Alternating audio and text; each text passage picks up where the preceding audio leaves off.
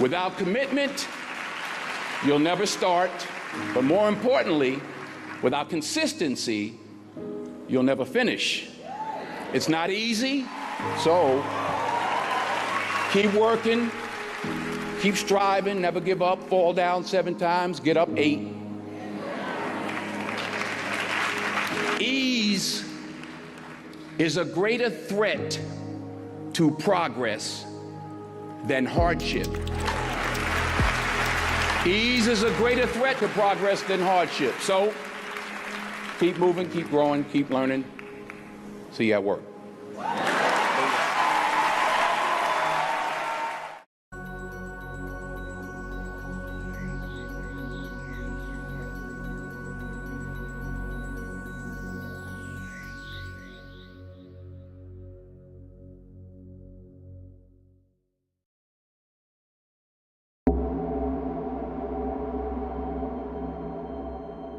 You speak as though I have conquered death. I live death every day.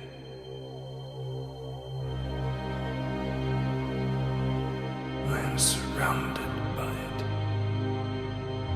smothered by it. Look at you now. He would have everlasting life.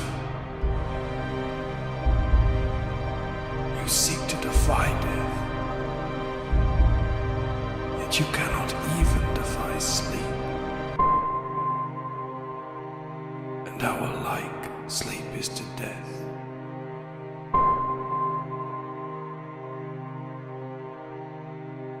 It is a painted death.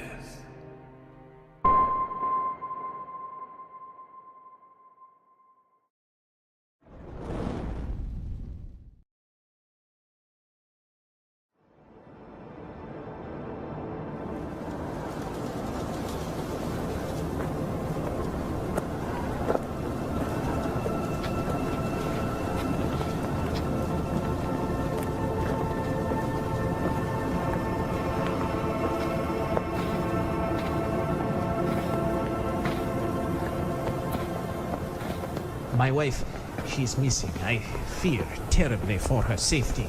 Some women are just looking for a reason to go missing. She disappeared into the Ahedar Desert, the heart of the Whispering Waste. As suicides go, it has an exotic appeal. I fear she has returned to my former mansion. If you would track her, find her, bring her home. You'd pay me in sad looks and liquor? The mansion was never reclaimed by the tax collectors. Dark rumors swirl amid the whispering winds. Land leviathans maroon amid the dunes and cataclysms past. If my vault is untouched, its entire contents, the wealth of 5 noble generations, are yours. You had your openers and closers reversed.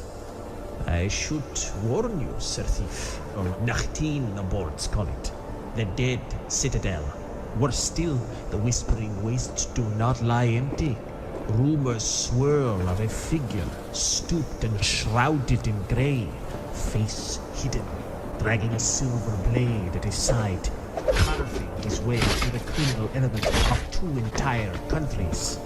None have divined its purpose, and it has only ever spoken one word, one most would not even recognize as a name.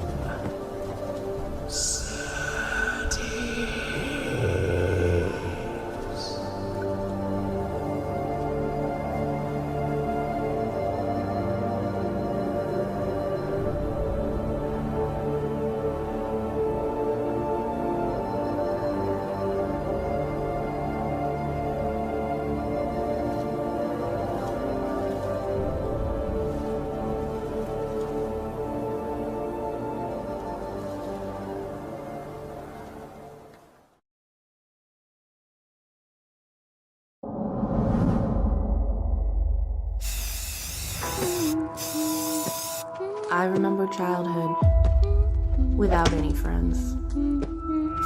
Just me and my imagination. So I made up my own friend.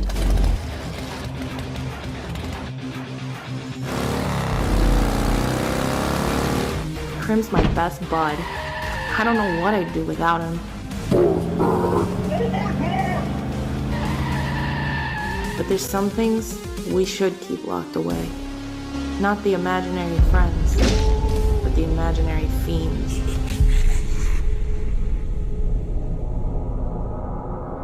Crim, where are you?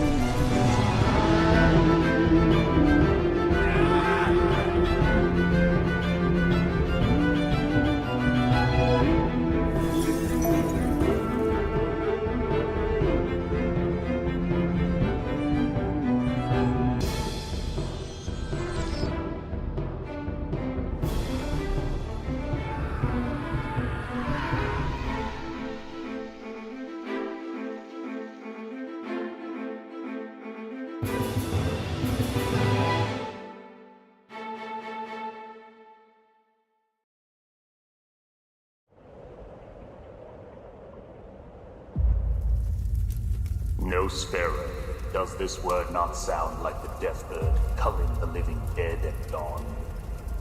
It is the name both ghouls and demons dare not say, for they know it means death for the undead.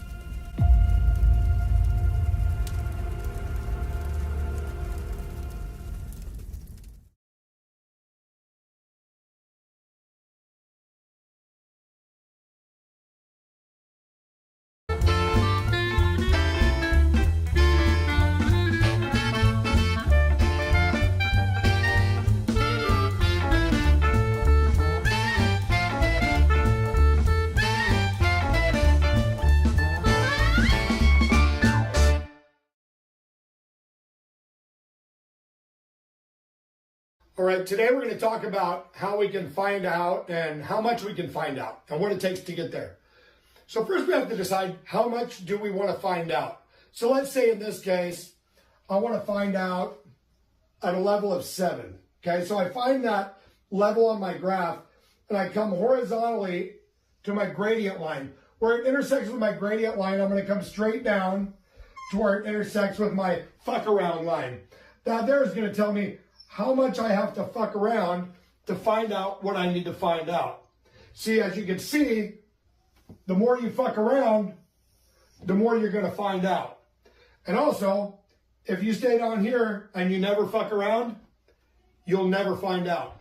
So I hope this lesson is helpful. Thank you. Hey, what's up, everybody? How are you guys doing? I was just sending a text to Jericho, who was asking me a question about something. Welcome, everybody. Welcome, all you channel members. I hope you enjoyed that glorious video. That gentleman was a genius, and it felt relevant today to play that video clip, because you do find a lot of people who, for whatever reason, just like to fuck around. It's a weird thing, but you guys know it's the internet. And it is what it is. Yeah, Chris Jericho. So, but yes, so tonight, guys, on Double Impact, things are nuts. We are going to be talking about one of my all-time favorite movies, Point Break, and we are going to have a special guest, Dean Cain, who was up for the part of Keanu Reeves in that movie. And he picked the movie because guests picked the movie. So we're going to have legendary Lois and Clark, Superman actor, all-around Princeton football legend, number 11, incredible actor, great father, amazing guy. Dean Cain is going to be on the show tonight. I'm a huge fan. I told Gabe when he was telling me about this, I feel like this is like something that you would think about when you're high. It's like I'm going to be watching Point Break and hanging out with Dean Cain. Very bizarre, and talking about the film. But it's wild, and it's crazy, and it's going to be a lot of fun. But we are working, Major Pain is not going to be talked about tonight, but we will be talking about Major Pain next week. It's crazy, crazy stuff. So, guys, let me see who's here in the chat first. My brain has been melted by all of the insanity that's going on. First, we have John in the chat. Or actually, I shouldn't say first. Second, we have John in the chat. First, confirmed, is channel member General Piggy. It is great to see you, my friend. I hope you are doing well. I just updated the channel member credits on this show so that everybody who became a channel member since the last show is going to be up there. My first channel member, of course, is Stephen Rockwood Drawing. It is great to see you. American Comics Company. You're always in good company when American Comics Company's in the house. It is great to see you, my friend. Let's see what else we've got. We've got Shitbird Militia, a channel member, Shitbird Militia. It is great to see you, my friend. Thank you so much for being a channel member. I absolutely appreciate it. Let us see. We've got Angela Curry, the lovely Angela Curry. Hello, Shanth. Did I hear that Nosfero is almost ready? Congrats. Yes, so Nosfero is... it's funny. Here's how I do things with books. It is almost done. However, I'm one of those people who, when I talk about the work, talk about the progress, I always like to give people an estimate, and I love to let people know where I am on the process of doing the book. But once I get to the time when I'm going to say, all right, here we are, we're rocking and rolling, is when I've got the layout done, which I have a timetable for that, but I just want to make sure I have it before I say it. And then when I talk to the printer and I get a date for a printing date, totally set with them, because there's a couple of people I typically use and talk to. But yes, as far as the book is, the artwork and what I'm doing is concerned, and the writing, yes, and it is incredible. This book is beyond what I could have imagined it would be. The story is great, the world, oh guys, well, I'm going to let you guys read the story, but the way that this thing is built is beyond what I could have imagined when I first started it, and it's because of you guys. You guys and your support that is the case. We've got channel member Cranberry Langers. Always I bow to you, my friend. It is great to see you here in the chat. Let's see who else we've got here. I know I saw a couple of people come in. Let me make sure I get you on screen. We've got the Art and Times of Jay Ryan. It is great to see you, my friend. I hope you are doing well. We have got Aetherline here. It is great to see you, my friend. I hope you're having a great day. It is a wonderful Wednesday here. Let's see. Dan Lawless, Gross Point Dank in the house. It is great to see you, Dan, you amazing artist. You magnificent bitch. There, I said it. Love you, Dan. It is great to see you in the chat. Let's see who else we've got here. I'm losing it. It's been a very weird day. Teflon Ron, it is great to see you, my friend. Yes, it's going to be huge. Yeah, it's going to be huge. Hostman Socrates, it is great to see you, my friend. I hope you are doing well. Yo, yo, yo. What is up, Shanth? Nosfero looking better day by day, guys. Oh, my goodness. It's amazing. It's like, it is the best thing. These are the best paintings I've ever done. Like, so much stuff has happened, and it's been about commitment and consistency. It is just about, you can never know how these things are going to go, but you've got to have the discipline to overcome whatever gets thrown your way, not get distracted by negativity and all that other stuff. And I mean, just the people who don't like Comicsgate and all that kind of stuff, just never, well, we can talk more about that once the stream gets going. But yes, it's doing well. Hey, Simply Green, it is great to see you, my friend. One of my favorite greens in the world right there. There's Jericho Green, and then there's you, Simply Green. Know it. It's the truth. Let's see who else we've got here. Teflon Ron, everybody saying hello, hello, hello. Good, just making sure. Yeah, we aim to serve, man. We aim to please. That's what we do here. So yeah, guys. So this is the crazy thing about this, about the work that we're doing and the stuff that we're doing in this space, is that I know you guys who have been here and have been ride or die on this project and been here while I've been working on this thing. You guys know. Let me turn that over a little bit so you can see more artwork. But this is the thing that's crazy about it, right? I was watching, I've been watching more videos of, folks who are in our space, Iron Age creators, and people doing this kind of thing. And there seems to be, it's weird how, the comedy continues. Whether it's the stuff that's going on with, the Teenage Mutant Ninja Turtle stuff, which at this point, it's also predictable. It doesn't even register to me. I just kind of laugh and go, oh, okay, that's what they're doing. But also, it's amazing how when you spend this kind of amount of time of your life making a book, and you've got people who have been backing you since day one, how amazing it is and how much respect that you have for those folks, because you guys know full well there is no way we are able to do this without support, and this is a risk. When you associate and you step out on your own, the world is against you. The people who are for you are gold, and they're here in the chat, and they're the people who are channel members, they're the people who are backing this book, because you make a commitment when you do a book like this that you're going to give thousands and thousands and thousands of hours of your life and put it into this thing. And you guys see the craft that goes into it. You guys have seen everything, that I've been working on. And I have all the pages next to me so that I can, track where the story's going, check for consistency and everything like that. Narrative things, all that stuff. That's what I'm doing at this point.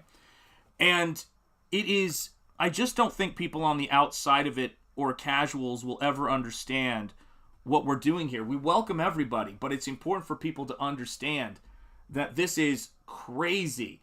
It is crazy. Yeah, I pointed out, hold on a second. I pointed out in Bancroft Stream, CG has a massive purchase to viewer ratio. We are a very focused, valuable audience proportional to size. You're absolutely right. And let me say this too, and I had a channel member come in, I think I just saw, or did I miss it? Oh, I had Lord Ravener come in. Lord Ravener, it is great to see you. Howdy, Shanth, in the chat, listening while working, so can't chat, but bow to you all. Bow to you, Lord Ravener. I just added your name to the channel member credits. Mighty Magic, it is great to see you. Hail to you. Yes, you are absolutely right that we are a committed audience. And I would say this, and maybe we should all be committed. You never know. But we are a very committed audience. But this is the crazy thing, right? And this is the thing I've been thinking about, and that I know has been misunderstood on occasion by, by people when Eric July says this kind of thing. But we are in a lot of ways, we are in a very similar situation as any hobby. Even though we're just comics, we're making comics, and in Iron Age people are making books and everything like that. Even though this is quote unquote just pop culture, and we are a small group, we have officially had that success because of those of us who have been working and, backing books and doing all this stuff, to where we are going to have the same experience with people coming in trying to gain attention in here, bad actors as they say, for the wrong reasons.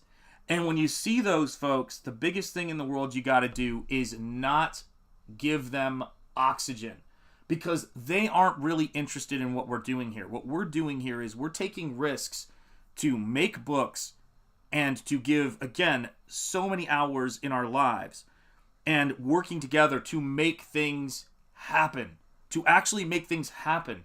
And there are folks out there who are and always will be about not making things happen and trying to throw shade at people who are making things happen. And anybody, if I could give advice to anybody in this space, whether a YouTube commentator, whatever it is you are doing inside of this space, either your Iron Age or whatever, or if you're just enjoying the streams, right? If you attain any level of attention, which is, and this is sort of sad, those folks are going to come into your life. And it's actually a sign that you're on the verge of success, but it will never stop being strange. Because I see creators, I see people making work, and I say, what is it? Why would anybody have a problem as small of a space as we're in? And there are people I have met who have blown my mind with their level of support, with you guys who are channel members, all of this sort of stuff. And the people who are the most supportive of you and back you at the biggest levels, in terms of, like, and I mean time, being in streams, being there for you, are never the folks that are going to give you the most trouble. And it's always been something that's odd to me, because I'm like you guys. Like right now, though I'm not watching it because my multitasking has limits, I put it on as background noise to put me in a good mood. But I'm watching, of course, the movie Ski School, the greatest movie of all time, really. And as I'm watching it, the thing that just cracks me up is, and it's a silly, ridiculous 80s movie that came out in 1990, God bless it. But the thing that amazes me about it is that it's all about one group of skiers who just want to have a good time on the slopes, and then the evil skiers who want to, be number one and be the status and want these people who aren't, as serious as they think they should be or whatever to be off the mountain. And it's absolutely ridiculous. But there's a beautiful moment in the movie that still makes me laugh, where our protagonist says to the antagonist, "You seem really tense, man. I think the caffeine and the crack is really hurting you." And it always makes me laugh, because at the end of the day, man, we're here to have a good time. This is entertainment. It's not, yes, John, 100%. But I will say this, and let me say hello. Yeah, the Lord Ravener fan club. Indeed, man, indeed. But this is the case everywhere. Just because somebody says they're Comicsgate, just because somebody comes into this space, I'm not about purity tests, whatever. It's ridiculous. If you can't come into this space, have a good time. If you can't acknowledge discipline, hard work, and character, then I don't know what your issue is. And that's what art school is, and that's what a lot of the stuff that you're going to see. It's not just an SJW thing. SJW is a mentality of resentment. So is Marxism. Marxism is essentially an ideology of resentment. And you see people where you go, how do I put it? The difference between this Comicsgate space and let these bitches know, and I mean bitches in a general sense. It's gender non-specific bitches. Let these people know that we are here to work hard and have a good time. And the people that you see in this space, you guys who've watched me, God bless you, for hundreds of hours working on this book. And that's just the stuff that you guys see. My wife has seen thousands of hours of me working on this book. And the incredible investment in time, right? You guys know what it's like, what hard work is actually like. Anybody who's working hard, whether it's Shane and Yanzi, whether it's Ethan, whether it's anybody, the level of hard work, Eric July, my God, when you look at these folks, Gabe, they work so freaking hard. And the one thing that is always going to be odd is when people try to figure out what your grift angle is, and people try to figure out or try to throw shade at you, you're like going, there are cheaper freaking games to play to make money than doing this. We're here because we're passionate, we love the craft, and we do this. Mighty Magic, White Men Can't Jump will change your life. It's a great movie. Hoes better recognize. It's absolutely right. Absolutely right. And, it's a weird thing because I don't know, when people ask me, like, why, like, when I used to talk about, when I was a student, I'd say, oh, yeah, I know that person. And it would be somebody who worked in the entertainment industry, who had worked on something big or created something that was huge in terms of pop culture. People would be, how did you know that guy? How did you meet that guy? What was that about? And I would always say, I didn't try to meet them because of, how do I put this? I like hardworking, motivated, skilled people who you can count on, and those kinds of people do too. And the fact that whatever we achieve, it grows out of that. But, status or whatever the hell that when people chase that sort of stuff, and you can watch that video where I read the thing about people chasing status, that is not what it's ever about. It's a happenstance. And what's interesting to me about Comicsgate, and I can't overstate this, is that right now, and it's kind of fading, the folks that are in Comicsgate, much like with every group of people, are sort of have been for a very long time treated and viewed as pariahs. When you get your first couple of Stan accounts that get, that have 5 posts to them and are followed by nobody, and they just like throw shit at you, you kind of have to laugh. Like, it's certainly not the toughest experience I've ever had in my life. But you have to sort of sit back and laugh, right? Because it's absolutely ludicrous. But what I've said oftentimes is, we are going to get to a point, those of us in the Iron Age space, to where we become something of status. And I think it's already started to happen in the minds of some people. And when that happens, you're going to see people coming in to this space to tear down folks that you guys know, just like they did with Ethan, just like they did with Jordan Peterson, just like they do with J.K. Rowling, who have contributed so much to their field and actually helped so many other people. And they're going to throw shade at them because they think the way to get attention is to attack somebody's character. And they go far with it, man. They don't just, it's one of those things that people seem to dedicate time to it. And when you see this stuff, Hail Skunk Artworks, it's great to see you, my friend. I hope you're doing well, man. And keep doing what you're doing, man. Work looks beautiful. But this is the thing, right? When you start to see that stuff, you've got to understand it's because there are people who are starting to view us like a cannibal views a person. You know what I mean? A starving cannibal. They're like, oh, you're somebody I can sort of, try to tear down so I could pull myself up. And I will tell you this, it's almost surreal when it happens because you think, why do people care? But it's because, again, I just think in terms of work. Everything I do, guys, whether I'm streaming, is for you guys. When I'm painting, it's for you guys. It's for my family, too, of course. But, nobody gets in, I hope nobody gets into comics to ruin people's lives. Although, again, speaking of what happened in the mainstream, it is something that kind of comes with crazy bureaucrats.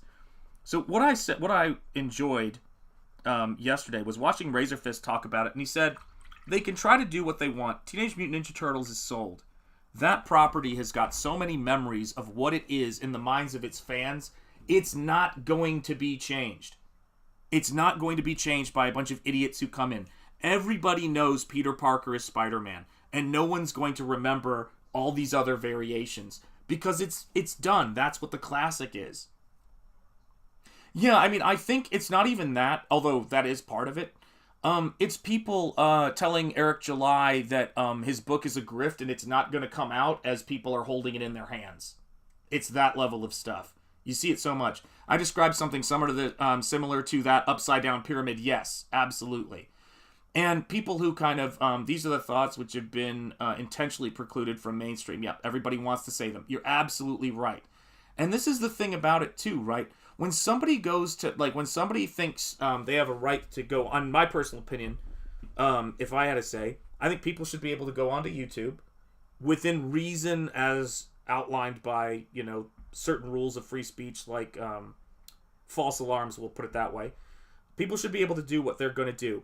But it's when somebody comes into your specific spaces and the spaces you're in that they don't build and try to throw shade at you, that you go, you're a different kind of cat.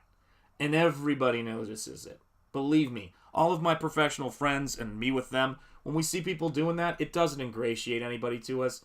We text each other and we're like, who is this insane person?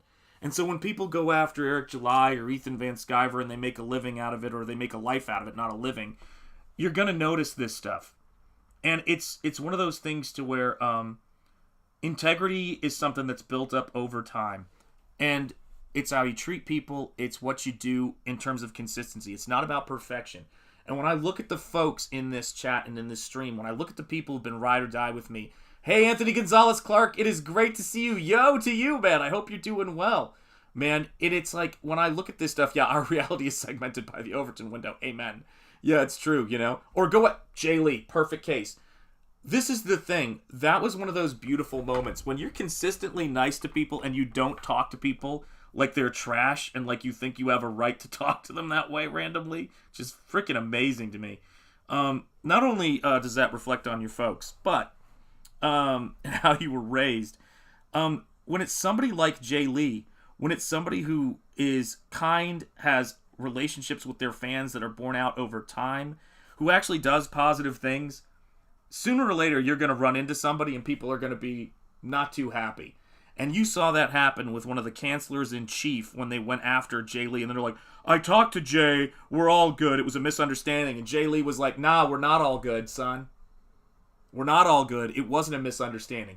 You tried to wreck my life because I did a cover for Ethan Van Sciver. That's what you tried to do, man. Yeah. If the window precludes the extremes at both ends, that's fine, but it's shifted so far left, basic old conservatism outside of acceptable speech. Yeah. And we're going to be having Dean Cain on, so I'm sure that'll come up tonight. But it's an interesting thing, right? It's a really interesting aspect to this, is that there are people, how do I put it? As it was well said in one of those great movies, Office Space, at a certain point, people are going to turn to you and say, what would you say you do here? And when people go after someone like Jay Lee, who has dedicated so much time, I've been on YouTube, I've been doing, intros for Ethan, I've been doing all of this stuff. I try to help people when I can. I don't help everybody because I can't, and I've got it. This Comicsgate is about making sure you're prioritizing your family and not some crazy collectivist thing. That having been said, how many people like John Malin, like Ethan, like other folks have lent a hand? When you see Eric July helping Drunk 3PO, you know what kind of crew we're in, right? Yeah, shout out to Mr. Beast. My son's a fan. And this is the thing. People are going to come into this space and people are going to try to, dare I say, fuck around and find out. And the thing for me is as far as artwork, right? Yeah, thank God Jay Lee could see the game for what it was. Yeah, he handled that brilliantly. And I can't overstate that. He didn't go full tilt. He didn't go nuts and go off the handle. Although I understand sometimes why people do. It is very, very infuriating to someone with integrity. I actually don't know where he's from, but my son has told me a lot about his story and some of the things he's overcome and some of the things he's tried to do to help people. Seems like a decent dude. I don't know the dude, but yeah, I mean, as I would say, if I don't know somebody, but I've heard reasonably good things, I have no cause to to have a bad thought about him, which is crazy. But it's like this, guys. Part of the fun we're having here, part of the magic of the stuff that's happening on these pages, which blows my mind right now, I don't let myself work on the next thing until this current thing is done. That's why you haven't seen me launch any other campaigns or any of that other stuff. People run their businesses the way they do. I run mine the way I do, and that's the great thing about Comicsgate not being a union. But when I start doing sketches, and I'm coming up with characters and things for what Nosfero 2 is going to be, and they're percolating, I am so excited about it. And then Rob Arnold and I were talking the other day in the old CG team room, and he was talking about, dude, you've got to do an artist edition of this. And I'm like, yes, I'm going to do one. What's up, Plush? It is great to see you, my friend. All the April news did was make me go, oh, I forgot I need to binge the old comics. Yeah, that's what it did for me. And laugh. That is a weird... That was one of the weirder things I've seen, man. Oh my gosh, I know you're here lurking, Angela Kerr. You guys are funny. Yeah, I mean, it's a very strange thing because, guys, when you come into this space, right? Let me see here. Oh my gosh, don't know if you saw, my glasses just fell. Don't know if you saw, Shanth, but I added you to my CG homage video, posted the final version last night. Raiden Radio, thank you so much, man. Holy cow, I appreciate that. Yeah, hail to you. I didn't even put it on screen because I was squinting over here trying to read it, man. Oh my gosh, but thank you so much. It is great, guys. Everybody check out Raiden Radio, and if you haven't seen the video or subscribed to his channel, please go over there and check it out, guys. But this is the thing, right? Is that it was not cool to like comics when I liked comics. We were not ever saying, and this thing will always drive me crazy. And by the way, it also, how do I word this? It wasn't cool to be an artist. Now, if you were in your high school and you had friends who said to you, or people would come up to you and go, holy cow, can you draw Wolverine or can you do this? It was cool, but it's not like it was some major social status thing. And I've always been very suspicious of people who have more opinions about things than they actually make things. And they spend more time talking about the things that they're miserable about than the things that they're passionate about. And I've watched a lot of Drunk 3PO's videos and the work that he does for kids, which is incredible. Lloyd Burton, it is so great to see you. Oh my gosh, thanks for being here, my friend. Speaking of ride or die, amazing people who have supported me from the start, man. I appreciate you so much, Lloyd. You have no idea, man. Thank you so much for your support. You're the best, man. You're the best. But it's one of those things to where when I see somebody who helps build orphanages and worked in Haiti, I think, for 3 years and had to go get, which is totally healthy and normal, counseling for the trauma of what he experienced after the earthquake, and he was there helping people, and somebody wants to attack him and call him a horrible person. I'm not exactly looking at the person saying he's horrible and thinking, wow, that guy has a point. I'm thinking, wow, what a tool. Just the way it is. Yeah, Drunk is an international missionary, man. Yeah, he is. He absolutely is. Yeah, comics used to be fun. Phil and Shelby were looking at Ghost Rider, Blaze, Spirits of Vengeance, yes, and it was just fun and had cool layouts. That's what it's all about, and I'm glad we are trying to get that back. Yes, we are. We're doing more than saying we want to see it. Oh, nice job on that. Nice job on the thumbnail, Shanth. That'll bring those dirty thoughts. Yeah, sorry. I keep doing this dumb thing where I don't click on the thing when I read it. Shoot. Sorry, guys. Yeah, Drunk 3PO is a good dude. Yeah. I mean, guys, look. Again, I don't tend to get... to spend my time getting angry at people for things that aren't incredibly serious. And I don't question people's integrity over because you just don't know people. It's not how I roll. If you know me, then that's how I do things. I just do not do that. When people ask me for an opinion on somebody I don't freaking know, if someone asks me for an opinion on somebody I do know, I will go, yeah, that guy's got my back. That guy handles himself in a professional way. He takes care of people. I don't care what other people say about him. That's all fine and good, but I know this dude. Period. Give it time, and you'll see the same thing. And if you're incapable of seeing it, then you're never going to see it. But there's this phenomenon in our space, and it's a phenomenon everywhere that I want to make sure I talk about because it's something I've been really thinking about, doesn't get talked about enough anywhere, but it's worth noting for people. There are certain people, and I don't even say certain people, I think there's a lot of people in this world who decide how a relationship's going to go and how things are going to go with people from the second they see them, and everything they do is about making that come true. So they look at somebody and they go, I just don't like that guy. So whether they see Ethan or Drunk 3PO or Eric July or even myself, and they go, this dude's this dude's that. It's not about you, man. It's about them. And once you see you're dealing with somebody who is not operating in good faith, but is in fact operating in a way that is just about, trying to make you something they need you to be for reasons you will never understand, peace, take care, and don't pay them any thought. And I would encourage all of you guys to do that. Do not apologize when you haven't done something wrong, which is what Jordan Peterson says. And understand when someone who has decided to prejudge you, there's a word that goes along with that, and decide you're a terrible person because they need you to be. They're not worth your time, period. It's Courtney's Fellowship of Oddballs. It is great to see you, channel member. Thank you so much. I see you guys' name. Whenever I update Fake Irishman Projector Extraordinaire. Oh my God. Beautiful. Beautiful. But it's one of those things to where, Shanth, what about that John dude? He's pretty wily, isn't he? No, I rock with John. Deal with it, folks. That's how it is. Mighty Magic. When I was a kid, we'd talk about One Piece, Naruto, and Bleach. Yep, I know the generation. Into American... I got into American when I started backing CG. I got back into American comics when I started backing CG books. And I honestly... And Hale Bretsky the Great, it is great to see you, my friend. I have to tell you, I backed Ethan's book, if I'm being honest, because I was a fellow Star Wars fan, and I was absolutely, down with him and everything he was saying about that stuff. But the thing is about it is, I actually didn't know his body of work from DC, which seems insane now, because I was a Marvel person. I was a Marvel, Image Comics, Dave Stevens, Teenage Mutant Ninja Turtles, but I wasn't a big DC person. And so, when I started hearing what was happening to him and everything he contributed to DC, I couldn't freaking believe it. Hail Agent Zero, it is great to see you, my friend. I hope you're doing well.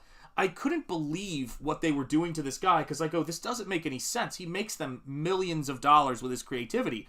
why are they siding with these people? And the answer is, from the start, they decided that he was, eventually the narrative was going to end with him being their enemy. Why? I think because they resented his talent. So remember this, guys. Most of the stuff that you're going to see in this space is going to be resentment. When your channel gets a little bit of success, when your crowdfunding gets to a certain level of success, even if in the grand scheme of things it is not a tremendous amount, people with resentment will come out of the woodwork. And it's why you see what's crazy about it is it actually not only shows you who, how many good people you have around you and their reaction to this stuff, but it's almost crazy. It strengthens your fan base. Like, I think the Harry Potter, J.K. Rowling fans, and it's not, I don't operate in that space. I've seen the movies. I have respect for her as a creator, but I don't read the books. I can't comment to that. But it's like I think she's seeing who her actual fans are, and they're super ride or die because they're willing to risk being called all manner of horrible things, man. And by the way, when I got Cyberfrog and once I started seeing him draw, I go, dude, this guy's amazing. He loves Todd McFarlane, loves all the stuff I do. His work is killer, And yeah, I backed Ethan because of all the goodwill he built. Yes, indeed. Judge not. Yes, lest ye be judged. But I do have to say, Dan Lawless, I don't trust him. Terrible person. No. Dan is great. By the way, Dan, just so you know, I was looking at the sketch you did of the Frazetta girl on your Instagram, dude, and it's rocking, man. I love your stuff. I can't wait for your book, dude. Yeah, same. Bond Dessiné, me too. Love Bond Dessiné. Got me back into comics in general, and CG got me back into American comics. Seeing Nosfero is so refreshing. Yeah, man. I was such a huge fan of Mobius's Arzak because it was the first Bond Dessiné I ever saw, and now I've got a ton of Bond Dessiné books over there. But that was the stuff that made me think that things like this were possible. That was the stuff that taught me it's like, oh, God, I can't show... I almost showed stuff I'm not supposed to be showing yet. Basically, what I have next to my desk right now is just a pile of spoilers. But when I started, I'll show stuff I know you guys have seen. But when I started doing this stuff, it's like, and I thought of European comics. I said, in Comicsgate, anything is possible. We're not a union. We don't tell each other how to run each other's business. It's you come out there, you build something, and then you make it happen. And I said, I can do a painted comic book here if I can find a fan base that will watch my YouTube channel and that will back my books. And I'd already found that outside of Comicsgate on my own with Shanth Enjeti art on Instagram. So I knew I had an audience. But I came here because of the principles and because I wanted to be around people who shared a lot of the values I have, which is individuality, liberty, and none of that crabs in a bucket throwing shade crap. It's not what we're founded on. It's your ability to rise as high as your skills take you. And that's what it's about for me, man. That's what it's always been about for me. Yeah, I was watching Ethan back when he was quiet. Me too. When he was like, yeah. So, yeah. And then we're going to come over here and we're going to pay. It's very Bob Ross when you think about it. But I remember that stuff. Oh, man, I can hardly wait to read this. Oh, you're going to love it, dude. You're going to love it. I can't find any copies of Arzak, but I have... Whoops, sorry, it just jumped. I have the In-Call, love it. The Long Tomorrow, also great. Yeah, it's a great noir sci-fi. You're absolutely right, man. Yeah, I need to rob a bank, me too. Just joking, YouTube. Gotta get Nosfero, Cyberfrog, and Gemshock. Yeah, man, there's some really great stuff going on in this field. Yeah, absolutely. Look at you beautiful people. Shanth could sell strictly to his former students who love him and still make money. Yeah, I mean, it's a very strange thing, right? This is the crazy thing, right? And some of them are in this audience. Some of you guys are some of you guys are former students, some of you guys aren't. But here's the crazy thing. What's up, Sonny Crockett? Kill me with that. I love that thumbnail, man. That's a thing of beauty. Yeah, I remember EVS. Yeah, EVS is the man, right? Finding that EVS pen shopping video. Yep. Comic Artist Pro Secrets, the tools of making comics, man. You gotta love it. Yes, indeed. And hail Dale A as well. This is the thing, right? When you're looking at this kind of stuff, right, and you're thinking about the work that we do, you're thinking about the people we attract, and we're what we do here. What people can't understand is that you have a right to be an individual here, and that the people that I hang out with, if I don't talk to people in a while, and if I haven't chatted with somebody, There is no beef there, right? There's no beef there. God, now I'm hungry. I'm thinking about hamburgers. Why did I do that? If people want to talk to me and they're like, hey, Shanth, hey, blah, blah, it's like I will always, to the extent I have time. Like, you got to understand, when we're doing this stuff and we're doing this work, Nosfero is my priority. It is my number one priority, only after family, God, country, those kinds of things, right?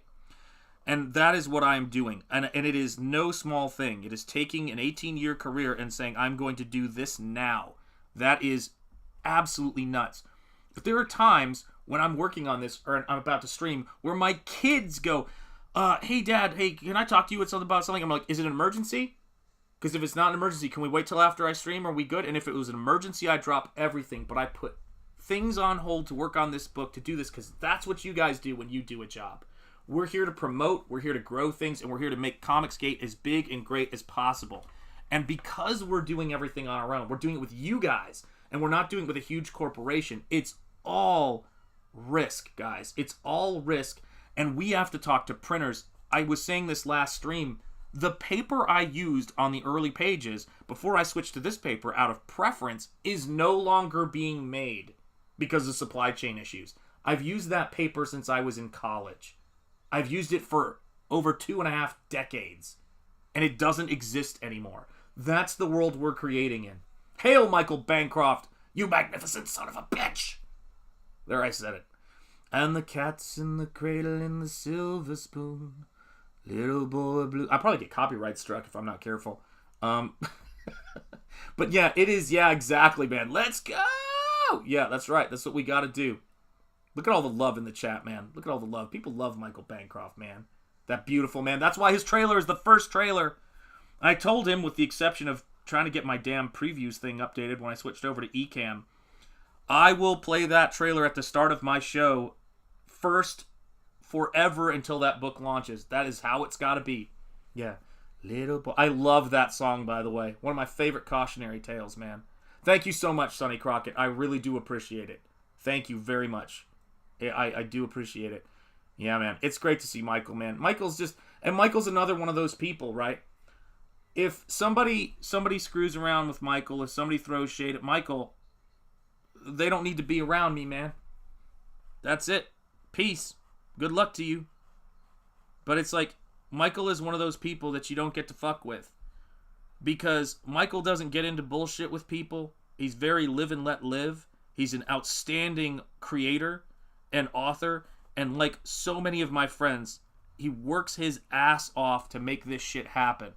And he suffers the slings and arrows and bullshit, mind you. And I know Eric July was getting pissed about this, and it's ridiculous, man. I did get my first Comicsgate posting L's yesterday. Dude, you've made it. You've officially made it. Badge of honor. You're absolutely right. I got my first troll, thumbs down. I got my first Stan account that was like, which I don't give a fuck about, but I got my first Stan account that was like going, yeah, you just sent this artwork to Lord Ravener and he got it, but how about you get your book finished? And it's like going, yeah, asshole, come to my YouTube. Of course I'm trying to get my book finished. I'm saying to my family all the time, hey guys, let's not finish this book so we can't launch another project, and we just spread the butter out over more and more bread without getting to add more butter. Why on earth would somebody not want to get their book done, one, and two, the incentive is on rushing it and doing a shit job, which none of us want to do. We want to do it as fast as it can be done and maintain excellence. I'll never understand that for the life of me. Yeah, Bancroft's big time now. Bancroft, you never call me anymore, If anybody can tell me what that's from, Uncle Ethan is like the love child of Bob Ross and Donald Trump. Oh my god, you just killed me, man. Oh my god, yeah, Bancroft is big time. My badge of honor is being blocked by Dan Slott without interacting with him. Well, that's the blockchain shit. Like, I always tell people this, man. If somebody wants to get blocked by me, it can happen. I'm one of those people where I agree with, I think J.K. Rowling tried messing with this, and I think that Jordan Peterson talks about it. But people do not get access to my audience and do not get to treat me as a platform for their bullshit. Period. And I would never go and block somebody and then go and comment on their thing and then unblock them and then block them. Like, that shit's fucking crazy. But if somebody, it is really, like, it's really simple, man. It's like, why are you in here? You know, it's like, we're running small businesses. We're running small restaurants. It's like having someone who's not buying food at your restaurant come in and throw shit at your customers. You're going to be like, get the fuck out of here, man. It's crazy.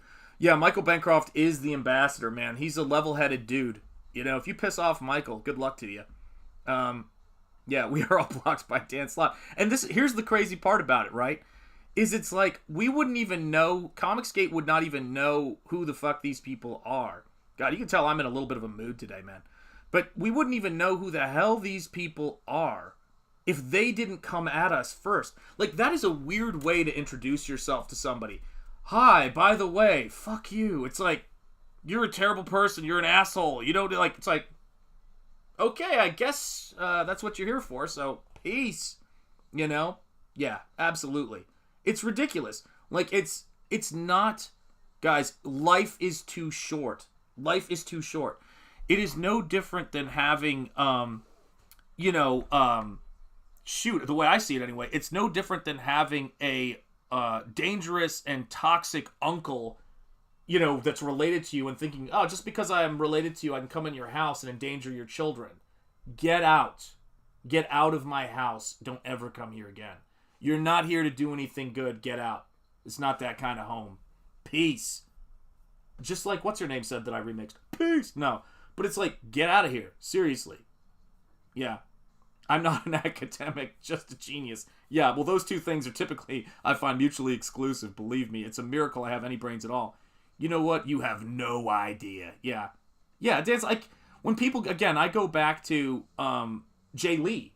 Who screws with Jay Lee? What is broken inside of you that you screw with Jay Lee? You know? I can't draw artistic shit, but I enjoy CG. Yeah, guys, I can't make movies, but I love great movies. I love independent films. I can't write books, but I love RAZÖRFIST. Well, I'm actually working on a novel, but I love RAZÖRFIST stuff. I don't do political commentary stuff, but I'm amazed by Jericho Green and RAZÖRFIST. Shoot, I can't do digital color to the degree, like I can do digital, that Gabe does, and I don't do brush inking stuff anymore, but man, the stuff he does blows my mind, man. Yeah, because mailing a finished artwork and painting and completing a full book take equivalent amounts of time. I will tell you this, you know, it's too funny, man. It's, that, like, and Lord Ravener, you got to see my utterly psychotic packing jobs I do on original artwork. Like,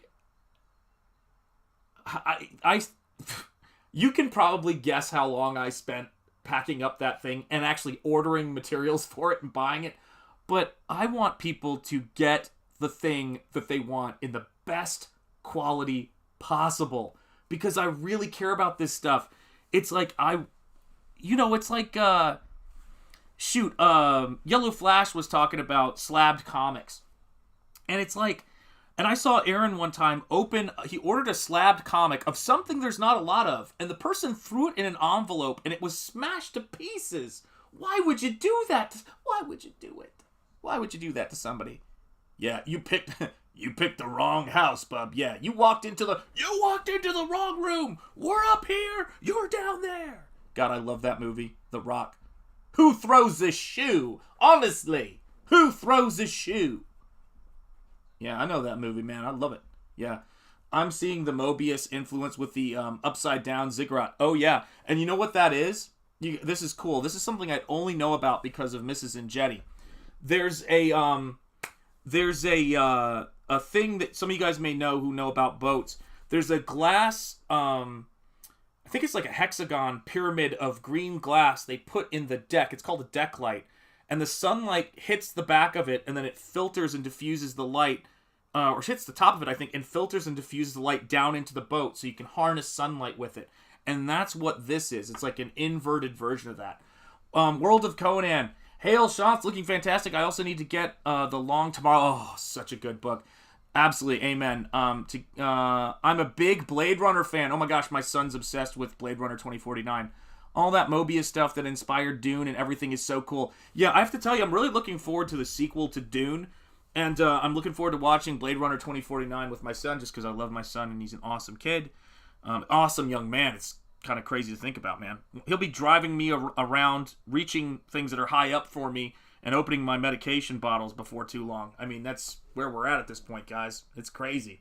You know, and Gabe's a grandfather. So happy for him. He sends the cutest pictures to Jericho and I during the week. We're just happy for each other, man. The thing that's sort of funny to me about it is, because someone was asking me about friendship and the people you have around you. I tend to be really happy even when strangers see success.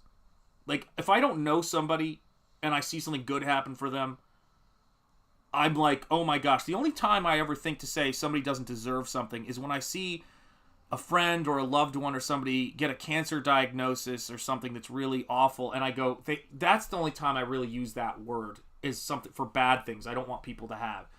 And it's the thing about it is that I get so excited when I see good things happening to other creators and we share our passions. I don't understand why, with the time we have, we do anything else. What is up, Tariki? Let me see if I can read this right. I saw... Oh, hold on. I didn't add it to stream. I saw... arthritis is... there we go. It's garbage right now. I saw some Mobius originals. Oh my gosh. In a museum expo once. Seen up close, they were just mind-blowing. He's one of my favorite artists of all time. One of my biggest influences. There's Muka, there's Todd McFarlane, who was my childhood influence. And that just runs deep with you. There's Dave Stevens, there's Mobius, there's Alphonse Muka, and then there's Frazetta, and Richard Corbin. Those are my big ones. They are beautiful. And hello to you, my friend. It's great to see you. The habits you establish when you're young will be your quality of life when you're old. You're absolutely right. Yeah, Mobius is insane, yeah. Sorry, the caffeine kicked that adage loose. It's okay. I've been there. Hello, I'm back, says Angela Curry. Angela Curry, we're glad you're back. And by the way, someone was saying that, you're streaming and stuff like that. So if you've got a link to your... what the... Guys, I know this is becoming comical, and I apologize in advance. But I don't care. That's just who it is. That's just what it is, and that's just who it is. All right, so Angela, you should now be a moderator. So can you put a link to your YouTube and your shows into the chat for everybody so people can follow you if they haven't? I thought you already were one, but I guess I was wrong. Great to see you, Cranberry Langers. Great to have you in the house, guys. Remember, on Double Impact tonight, we are going to have special guest Dean Cain, and we're going to be talking about one of my favorite movies of all time, Point Break. Little Hand says it's time to rock and roll. I love that movie. Gabe said to me, you're going to have to watch that movie before the stream. And I said, Gabe, I could watch that movie in my head. I have that movie committed to memory.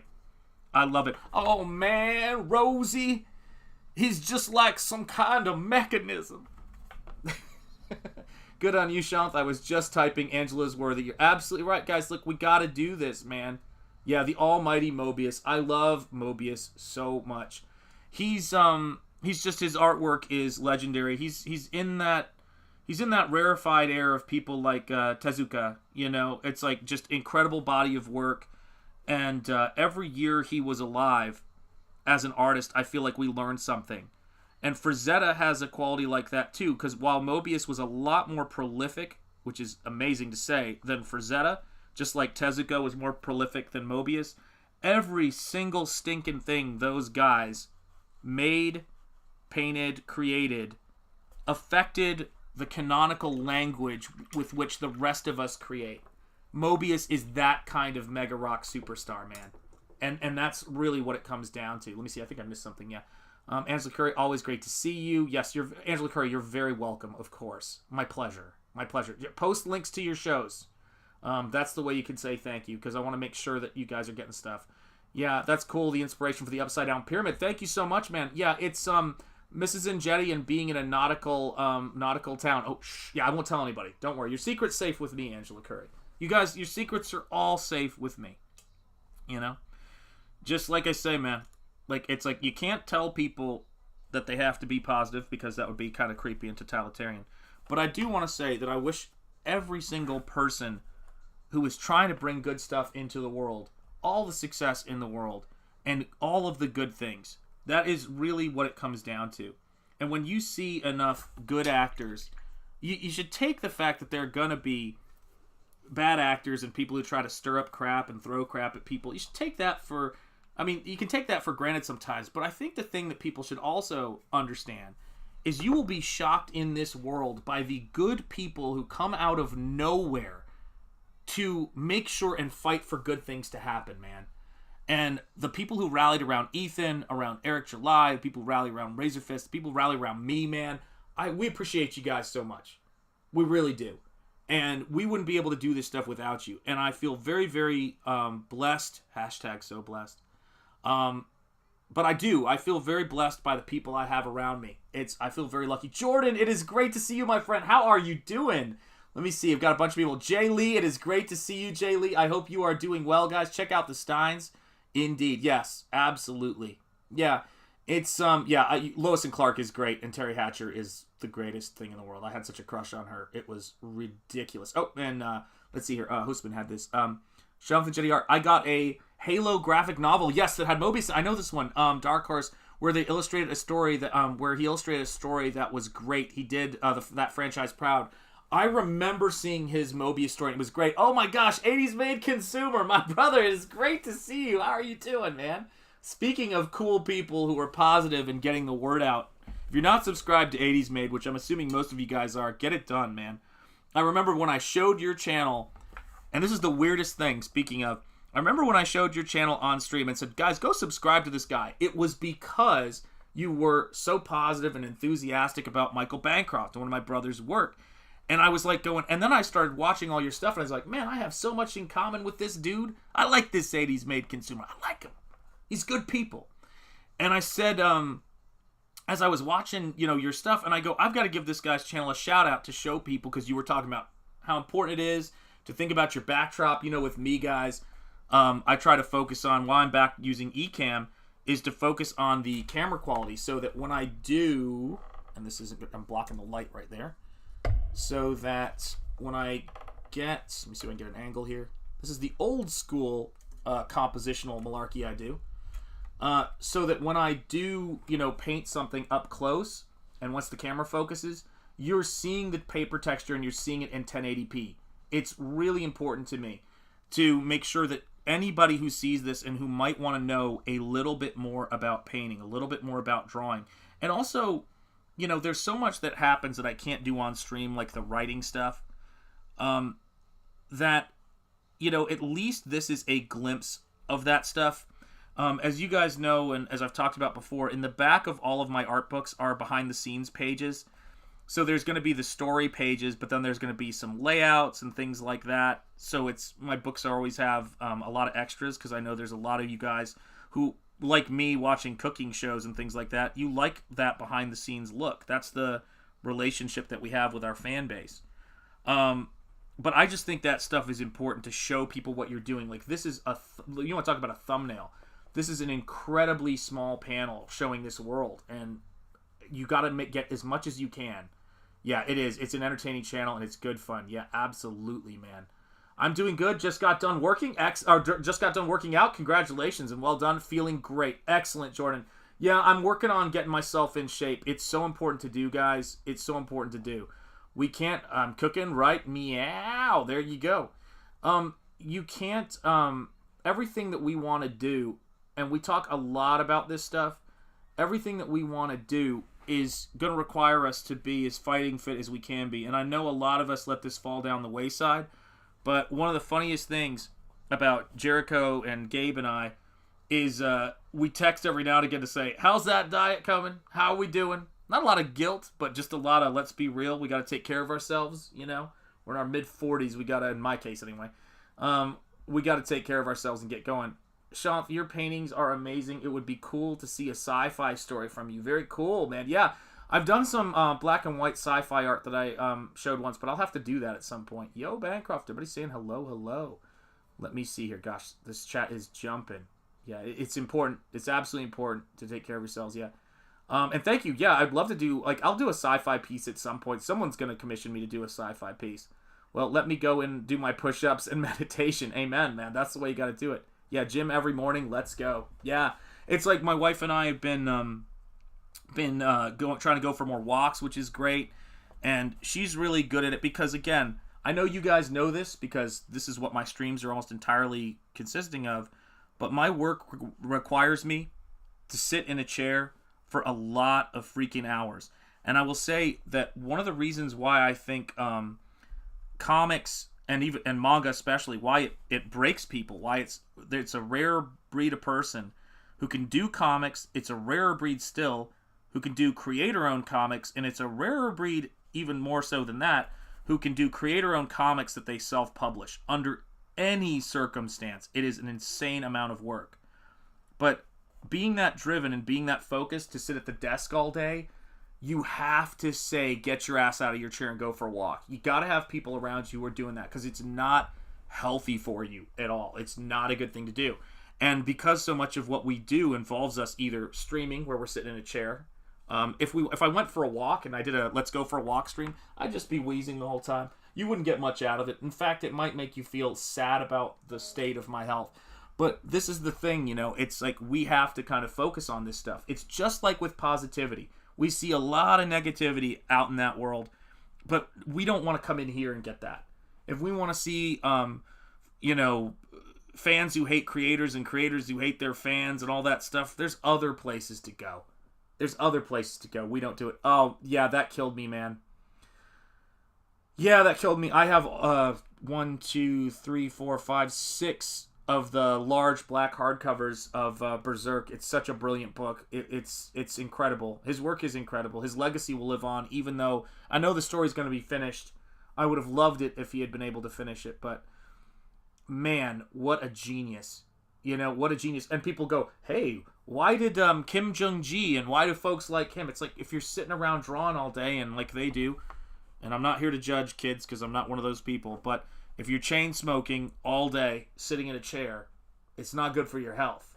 And if you're, working 24 hours a day, like I always say that, I know you guys know this, but whatever work you see us doing on stream is a fraction of what we actually do. It is a fraction of the work that goes into this.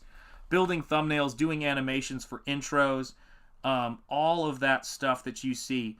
I mean, God, every single intro I've ever done for Ethan. I think the Comicsgate Kings show intro, which I did, Ethan sent me that Ghostbusters song and said, hey, can you come up with an intro for Comicsgate Kings with this? I spent, and this was work I volunteered to do, let me be clear, because I was trying to get Comicsgate, and help Ethan get things going as best as he could. I mean, it's not like they weren't going, but I realized that this was an opportunity to give something that was professional and that would be cool looking, because I know how to do that.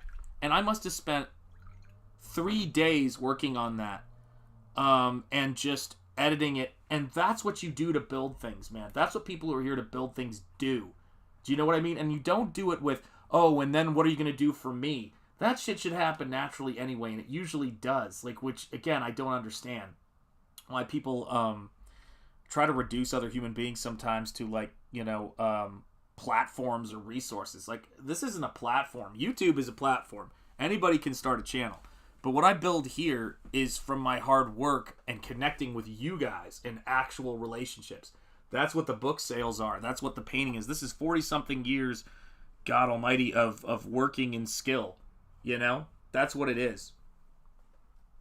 When you realize the intro guy is an amazing artist. Yeah, people were shocked that I did the Trump I'm Gonna Come video, and all the Aaron Lopresti intro, and even the Rini I Dream of Rini intro. Like, people were shocked. They're like, you do that? It's like, yeah, I do all of my intros too. It's like creating thumbnails, all of it. Michael knows. Michael Bancroft is a great person to look to for this. And Rob and everybody else too, for that matter. I don't want to leave anybody out, and Gabe, but Minnie, Gabe's daughter, gets all of the screen caps for every episode when she can. If she's busy with the baby or she's working, she's a stand-up comic. Gabe will go and do that, or he'll ask me to do it, and it's just collecting things and getting ready for shows. We do it all the time. I've played the Trump video over and over. Also, FJP, yeah, that one it cracked me up, man. I went and I found the speeches where they did that, so I could get the original high-res source. I edited that together. Like, there's work that goes into that stuff. And then syncing it up, man. You gotta... it's crazy, man. Yeah, it's another part-time job. Michael, man. It's like, how do I put this? Most of the time when you see us doing what we do, it's like, someone's like, why isn't Shanth, notice this? time moves so fast, you miss stuff, and you're always working. You're always busily working. So I said to my wife, I go, we need to make the show. Hex Allen Comics, it is great to see you, my friend. How are you doing, man? It's been a minute. We have to get together, man. But this is the thing about it, right? Is that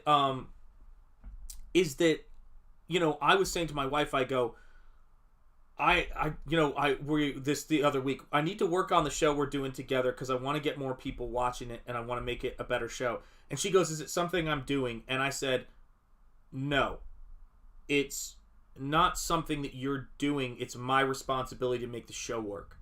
I said, you're doing great. And I want to do the show with you. And I'm going to do the show with her no matter what, because she's my wife. I love her. I love spending time with her. And I just can't, like, I want her in my life, shockingly. But I said, it's my responsibility to figure out the show and to build it, because we're here to entertain. We're not just here to set up a camera, click on. And when I don't know if anybody else in CG, Ethan, I think Ethan used to do it on some level, but he promotes enough during his show. But I don't know if a lot of people in CG do the thing I do with, like, coming up with a title card and playing trailers at the start of their show. But that's just something I love to do, man. Oh, thank you so much, man. Thank you. I appreciate that, man. I do laugh at the comedy between Sean's professionalism and the Ghostbusters intro, because that intro just screams professionals. Hey, let me tell you a secret, though. If you want to know what that black and white artwork is behind the old microphone when the light says live or whatever it says on it, or on air, it's an illustration by Thomas Nast that's talking about corruption in the political scene. So I thought everything out about that. Like, I really thought about it. So look for that Thomas Nast piece. You'll see it's a really interesting commentary if you hit pause on it. But yeah, whenever I'm doing stuff for Ethan, I try to give him the best I can do. And when Ethan asks me to do something and I don't have time, I can't do it sometimes. That's it. But there's never a thing there. Even made the crack one time where he was played my trailer for Nosfero, and he goes, this is a pretty good trailer. He goes, I hope it's not better than the videos Shanth does for me. Better be spending all his time on me. But that's how we laugh, man. We have a good time, you know? And that's what I'm here for. I don't want to want the corporate chic intro. That's the thing, right? What was it was it a Marx Brothers quote? I forget who it was. The secret, or no, maybe it was Barrymore. I can't remember who it was. The secret to acting is authenticity, because if you can fake that, you can fake anything. One of the all-time great, jokes. Because you can't fake this stuff.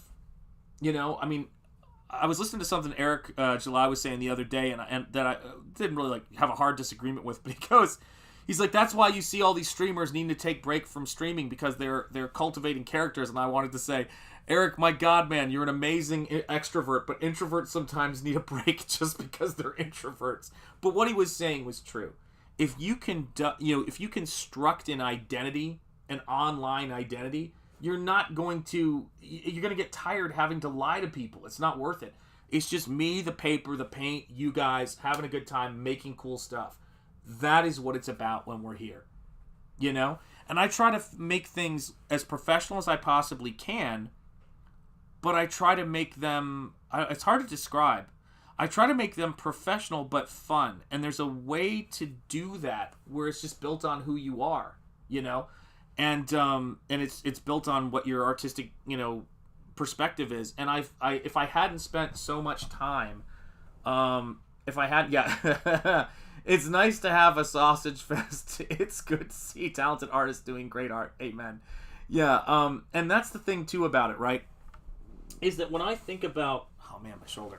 When I think about the stuff, if I didn't know Ethan, like, in terms of, I don't mean like, we personally hang out or anything like that. I email back and forth when he needs something or I need something, and sometimes he sends me messages or whatever.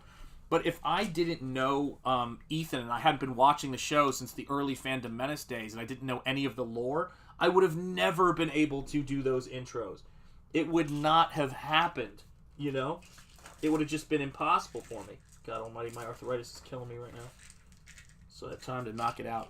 Oh my gosh, Vero Frady with a $2 super chat, man. Thank you so much. I appreciate it. And let me get you some cheerleaders, my late fee. Thank you so much. And I'm glad you're here, my friend. So let me get some cheerleaders coming your way, and here you go.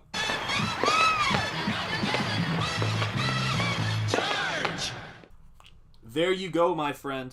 But it's, watching one of my favorite intros. It doesn't get played a lot, and I don't know if it still fits her. But it was the Simply Irresistible Anna intro that was the reference to when she went to that wedding in a suit.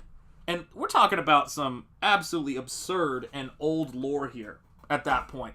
But that's because I love what we're doing here. It's because I've been here forever. Yes, sorry, not Robert. Why do I always say Robert Plant? It's Robert Palmer. What the hell is wrong with me?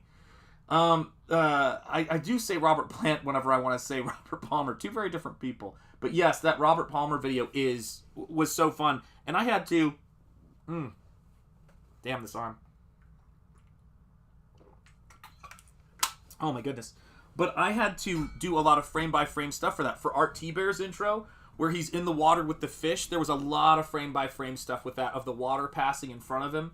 All of the intros. The Graham Nolan, which was one of my first ones, with the eagle landing on his shoulder. And if you want to know, like, one of the things that made me do so many of those intros and put so much time into that stuff, man. Yeah, I gotta lift. Seriously, that's one. So I'm gonna get back to doing. But I gotta get back to doing more of my physical therapy exercises, because this arm has got a corkscrew break in it from when I was really young, and so my left arm gets just terrible arthritis, and I gotta work hard to keep it in its socket where it needs to be, man. But yeah, I mean, it's one of those things to where wait, hold on a second. I'm new to the Fellowship of CG, so sometimes people will make references that just go over my head. Yeah, it's totally... It's funny, I'm a couple of years back, and I still hear references like some of the your boy Zach references that go over my head, But it's cool. That's what makes it fun, And that's what I love about doing this kind of work, is that we get to come in here and we get to talk about Mobius. We get to talk about art. You guys are real, according to Hoyle, patrons of pop culture. You guys are making happen the artwork, that the art of excellence and the art of, frankly, aspiration, optimism. I mean, that's the stuff that we need as a society. Anybody in a tough situation can come in and be negative. But for me, one of the things I love is when I see somebody like Ethan, or anybody else for that matter, who is under fire by people, somebody who has brought something positive into my life with their work and with their talent, it is my natural impulse to try to help them.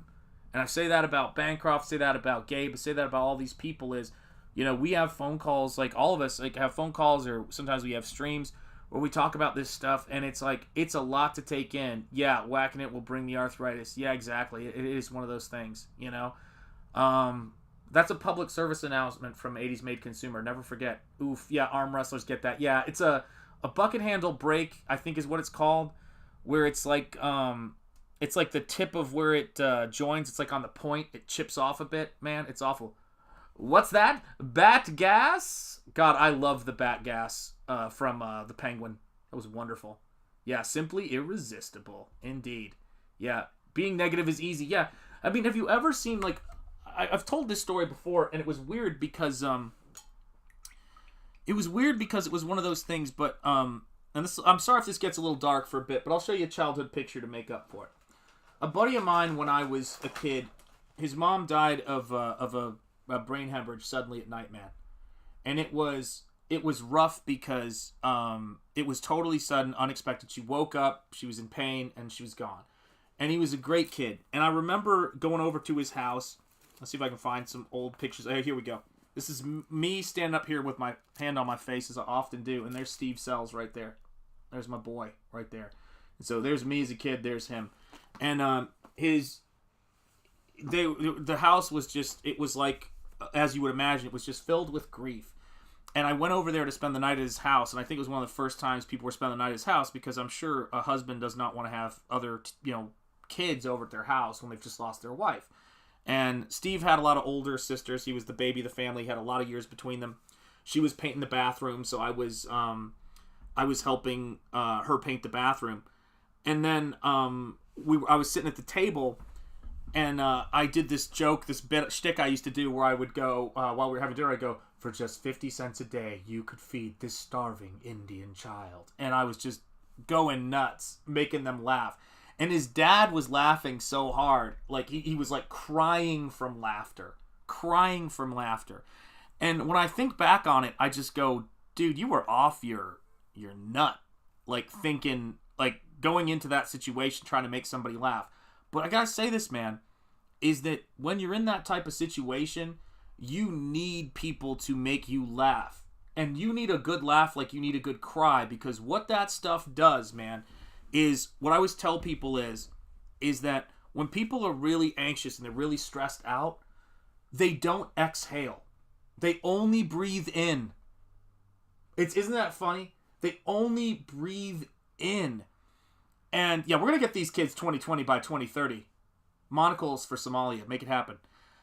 And they only breathe in. And what laughter and crying both do is they get that crap air out of your lungs so you can inhale again. And it's the funniest thing in the world, right? But you need to do that for people. And yes, indeed, Jordan, you're so right. Laughter heals. Positivity heals. There's always going to... So does beauty. So does art. There's always going to be somebody who can come along and who can come into a situation and bring their ugliness and bring their negativity. That is just... Again, it's like if you want to be in a world where that's completely absent, it's good luck with that, and that's a little terrifying because you're always going to have that be a part of your life. Always.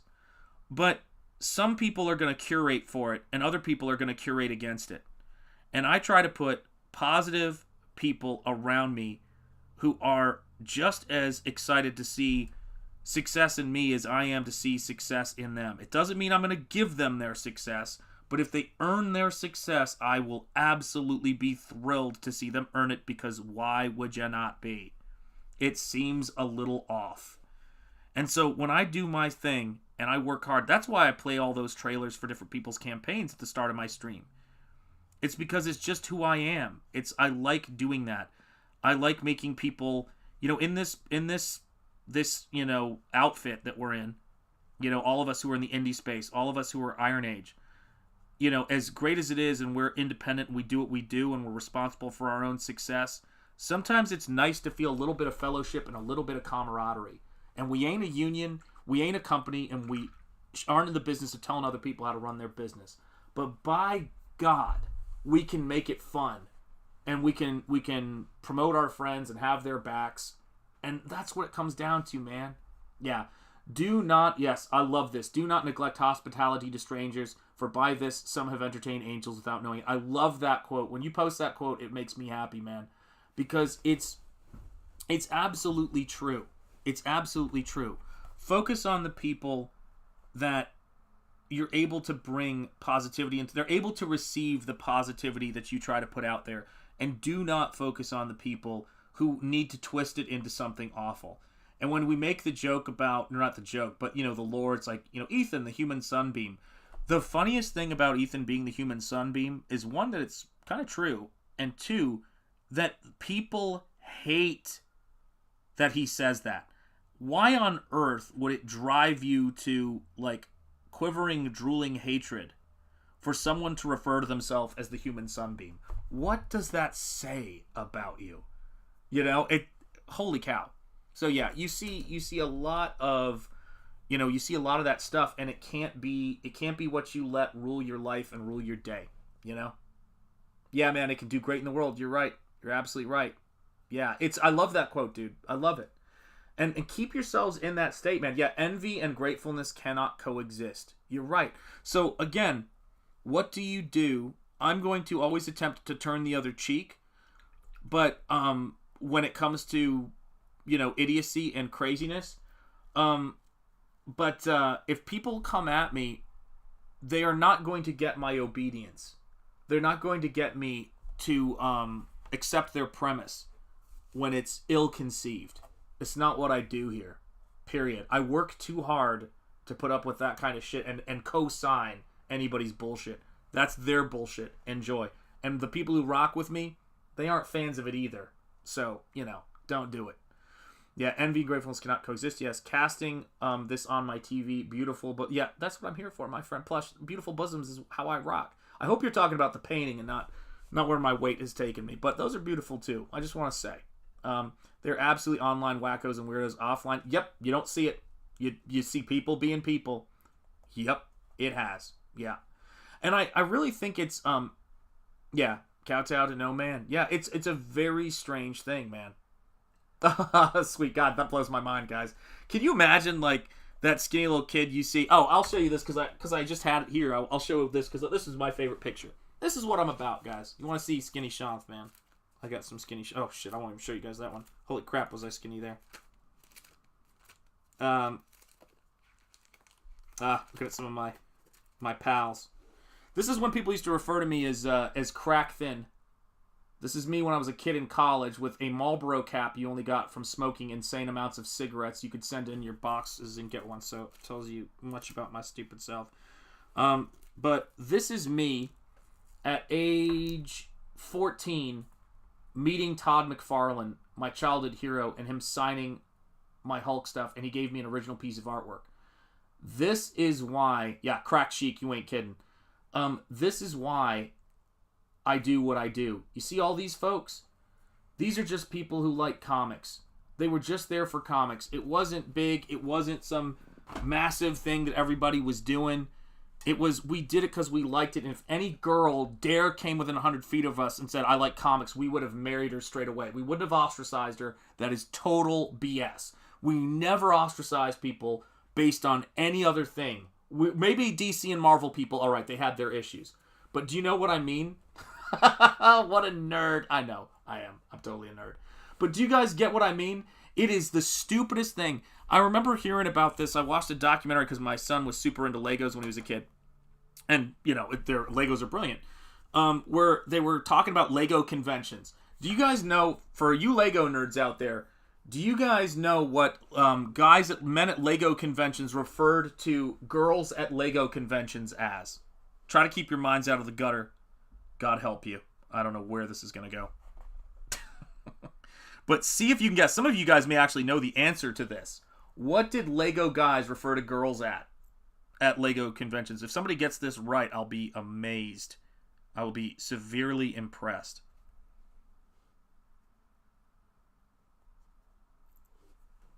Bionicles, blockheads. I love it. You guys are cracking me up, man. You guys are cracking me up. Fake Lego girls. Legos. Oh my god. Improv. Channel. Oh my god. Channel member probably just slayed me, man. Oh my god.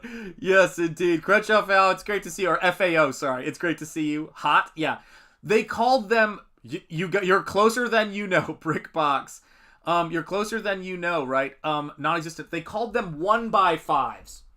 Because Lego doesn't make a 1x5. They were so rare, they jokingly said, she's a 1x5, like she's something that almost doesn't exist. And when they would refer to their significant others in the Lego community, they would say, she's my 1x5. That is how women have always been treated in male hobbies, I'll have you guys know.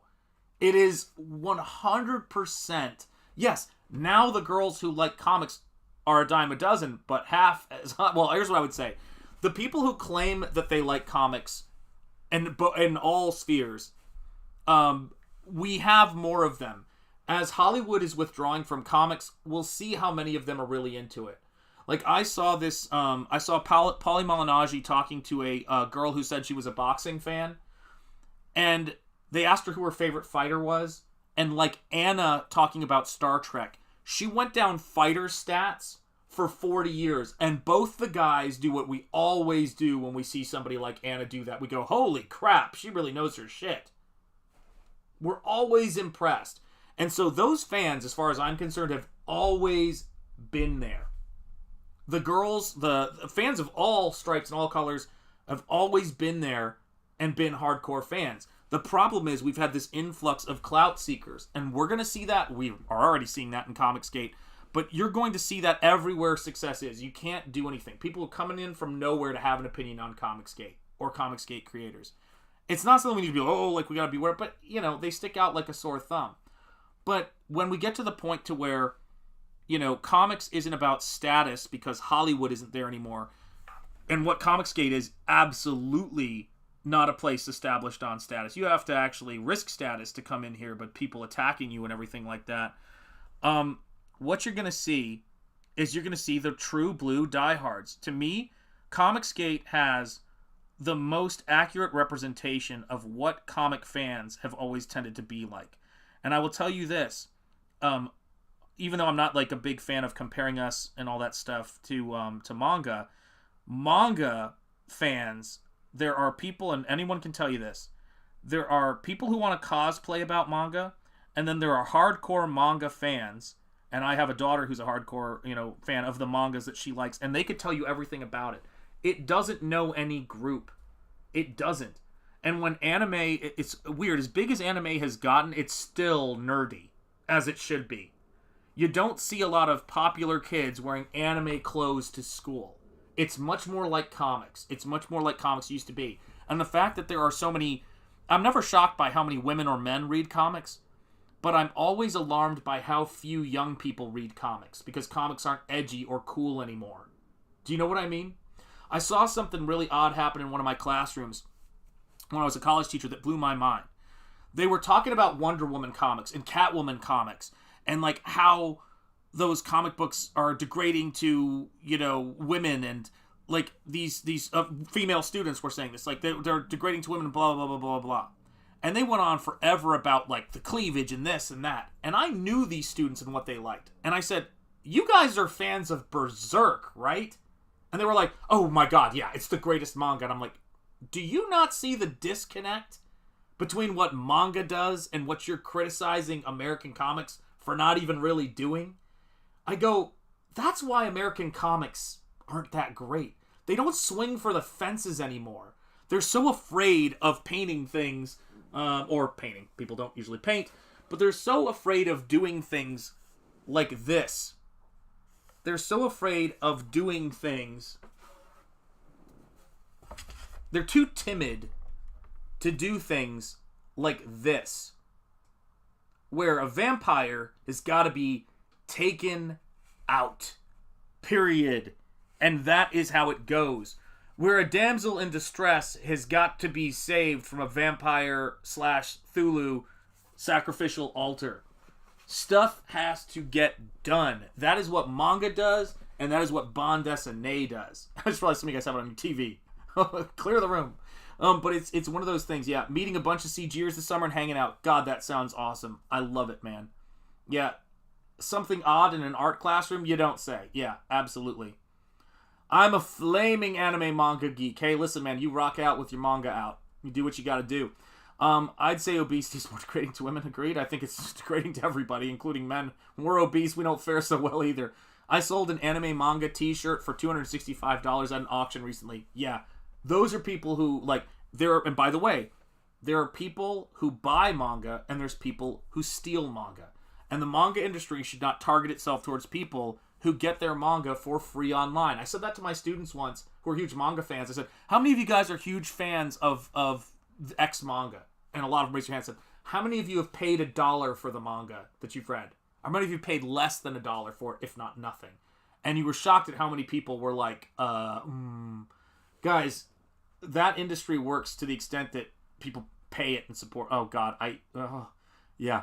Guys are killing me. And nice boobs, that's right. Wonder Woman Eyes of the Gorgon was a great series. There's some great Wonder Woman stuff. Absolutely, man. Absolutely, yeah. Degrading the Heart. Yeah, I have a whole wall full of manga. That's right, Jay Lee. Yeah, I have, I'm not a massive manga collector because I'm a CG and toy collector, and I'm an artist edition collector, and that kills you. Like, the most recent big, comic expense I've had was getting the Bernie Wrightson Swamp Thing artist edition. Freaking love that thing. But I love Berserk's, the Berserk story. And I've got 1, 2, 3, 4, 5, 6. I keep forgetting the number, so I have to recount. I've got the 6 of the black hardcovers, big hardcovers for that. Freaking breathtaking. I love the way that manga and bande dessinée, I love the way they do things for different reasons, but I love bande dessinée's production value. I wouldn't mind, actually, although I don't know the logistics. I'm not trying to tell anybody how to run their business. Run it how it works. Ethan knows what he's doing. But I would love to pay a little bit extra for a single issues if they were hardcovers, like the recent re-release of The Dark Knight, and they were a little larger, because Cyberfrog's art is just gorgeous, and I'd love to see it larger. I'm sure Ethan will do something like that. But even though my stuff isn't hardcover, my books are 8.5 by 11 glossy covers, because you guys know with this artwork, you guys like to be able to see it up close and get a better look at it. So when you see one of my art books and like the way the reproduction works, like it's fans of painting and people who are fans of this kind of stuff, they prefer to see, be able to see the detail in the stuff I do. And so that was one of those things that's always been important to me.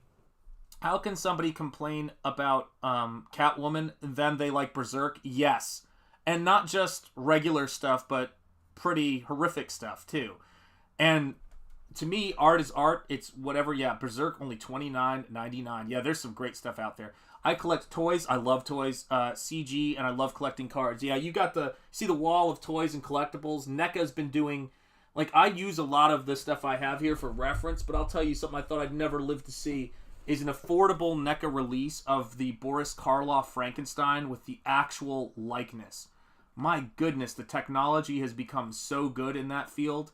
I love me my NECA Universal Monsters figures.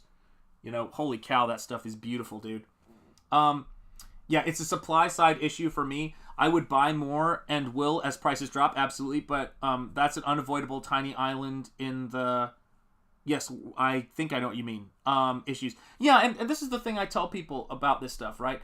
One of my favorite YouTube channels, which is Horror Monster Collectibles, he has a massive horror collection, and he's paring down some stuff. But he, every now and again, when he does a tour of his horror collections, he goes, here's some advice for people who want advice getting into this. He goes, only collect what you love. Don't buy stuff that you don't love because you think it's going to increase in value. You will be happier if you buy it and support things because you love it and you're excited about it. And then he also says, don't go into debt collecting. This is a hobby. These things aren't necessary. Do not drive yourself into debt. And this is a guy who's a big horror collector. That's good advice, guys. Do you know what I mean? That's good advice. Yeah, I had the Universal Monsters in the 60s and 70s. Great stuff. I love that stuff so much, man. Yeah, absolutely. Oh, in the middle of nowhere. Gotcha. Yeah, and but it's Mezco's The Shadow figure. Are they doing one? I have not heard this yet. Plush, follow up with that. Are they seriously doing that? Ciao, Courtney. Take care, Courtney. Are you leaving? Let me see you. All right, gotta go. Much love all. Much love to you, Courtney. Thank you for being here, and thank you for being a channel member. Let me know about The Shadow figure, because I gotta, I'm sure he's heard of it, but I gotta send a message to RAZÖRFIST if that's actually happening, man. Because I'm sure he's heard of it, but holy cow. Yeah, I gotta send him a message about that if that's the case. Caveat, I have bought a couple of things a bit out of my usual fare because I love the creator and wanted them to make more regards. Hey, listen, I'm the same way. Guys, we're all cut from a similar cloth. We love this stuff, man. We love seeing people do well. The biggest mistake I think somebody could make coming into Comicsgate or coming into any one of these spaces is taking for granted the fact that most people in here want to see you do well. And you're probably doing better than you would have done. And I've launched 2 campaigns without CG, so I know I can fund and ship a campaign without CG support. And I also know and appreciate how much better one can do when you're in this space and when you learn from the mail-in method and all this stuff. But people in here are always doing better than they would do on their own. And other people's success is not hurting your success. The pie is not fixed. And there, like you said so well there's a lot of people who are buying things because they just want to give new creators a chance.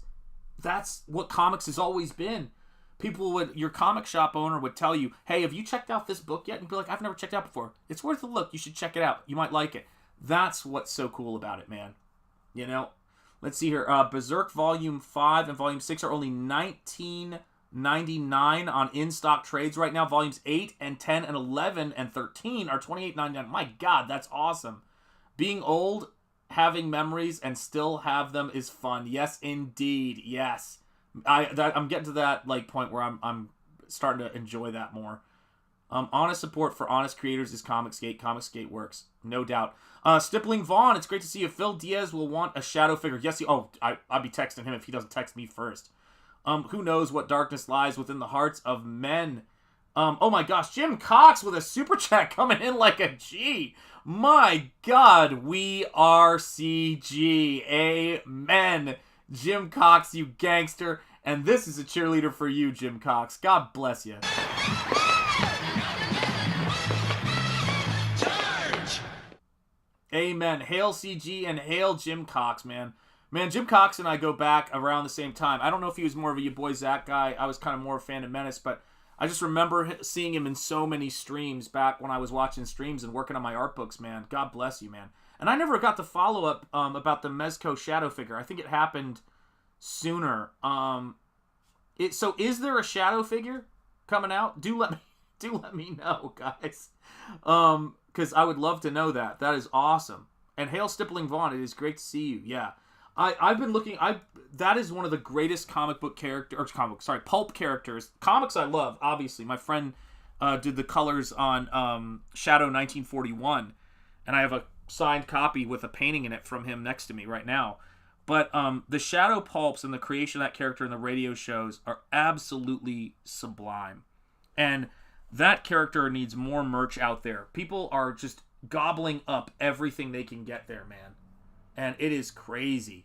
Yeah, the Spirit's pretty rocking too, though. I will say that. I know there's the Will Eisner book of the Spirit or the artist edition that came out. That's another thing. If I had the cash, I know you guys know, right? It's like I would love to buy it. But you're talking to a guy who had to put off buying the Frank Frazetta Taschen book by one of my favorite artists getting a massive book, just because it's like the money wasn't there, and we were just like, all right, we'll wait on it.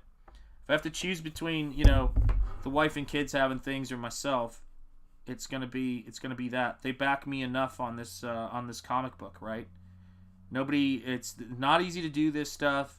You guys know it because you've been here with us. You've been supporting us. I've been there with you, supporting creators too. I don't want to remove myself from that because by God, I've earned my stripes too. And when we were something tiny and that was easy to be squashed, but we've been making slow and steady progress. We've got more people from more different spaces who are doing it, whether it's Eric July, RAZÖRFIST, or everybody. We're all starting to meet each other. Like I said, tonight on Double Impact on Gabe's channel, Dean Cain is going to be there. We're going to be talking about Point Break, which he was in the running for Keanu Reeves' character. He's a great, guy. He's took time off from his acting career to focus on raising his son as a single dad. There's great people in our space, so come out there and make Dean feel welcome, man, and say, hey, Lois and Clark, The New Adventures of Superman. I remember watching that show every freaking week, being in love with Terry Hatcher. We got great people around us. We got great people in the chat. God bless you guys. Oh my God, jeez, Vero. That's what happens when you look down for a minute. Holy shit. Hey, John, Shanth. Oh, yes, indeed. Holy shit, man. All right, so Vero with a super chat, $20, 71, and still loving the art and stories of CG. God bless you, Vero. My God, man, was that a good reaction? Let me send some cheerleaders your way. Charge! We keep it real here, folks. We keep it real. Yes, indeed. Yeah, Terry Hatchett. No, that's right. Good choice with Terry. Yeah, Terry Hatcher is amazing. I just read 1941 and ordered The Coils of the Leviathan. That book, let me tell you something. The Coils of the Leviathan looks beautiful, and 1941 is great. My friend who colored on it, you'll see his name in the credits, is Nicholas Janeshag. And actually, I'll show you his work. I've shown it on stream before, but they've just released it. I think Dynamite released it? But this is one of the original copies of Shadow 1941 by Mike Kaluta. And this is the watercolor or the casein sketch of the Shadow that my brother did inside the book. And so he did this for me, and he was one of 3 colorists. Mark Chiarello colored it. Story by Denny O'Neil and Mike Kaluta. And so it was Mark Chiarello, John Wellington, and my friend, my brother, Nick Janeshag, who's been ride or die for me forever. He wrote the intro in my first art book. He's my artist brother. I talked on the phone with him for 3 hours today. It's just how it is. You know how it is with brothers, man. We just talk. And Vero, thank you again for that generous super chat. That's amazing, man. Yeah, but I read through the John Carter of Mars series. Yeah, that's some good stuff too. Yeah, absolutely. Yeah, Vero's crushed it, man.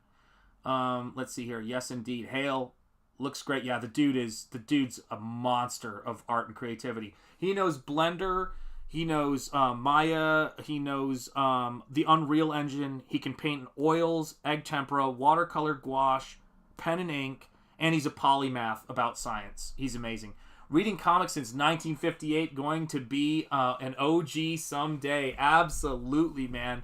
Yeah, comics, if you've been around for even any of the glory years where the art form was in its zenith, and I think 1958 is solidly there because you're catching some of the best stuff ever, you know what comics can be, but you also know that comics can change and do things. And people in CG are that most incredible form and kind of connoisseur of this art form. Do you know what I mean?